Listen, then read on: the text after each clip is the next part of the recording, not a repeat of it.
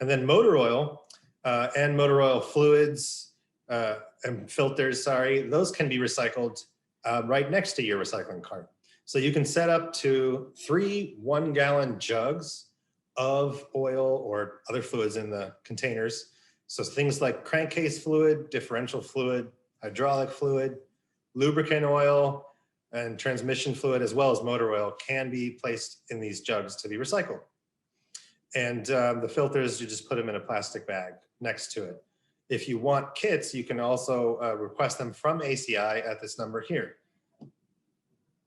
And one key thing to remember is antifreeze and brake fluid are not accepted in these. And then cooking oil is another thing now we can recycle next to our blue cart. So fats, oils, and grease can clog pipes and cause inconvenient and costly backups and sewer problems.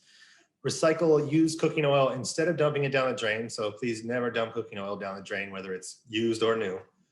Place it curbside next to the recycling cart in a screw top plastic bottle like this one, preferably clear-ish or clear so we can see what it is, and no taller than 12 inches in height. And if you label it cooking oil, that helps as well, so they don't think it's motor oil or motor fluids.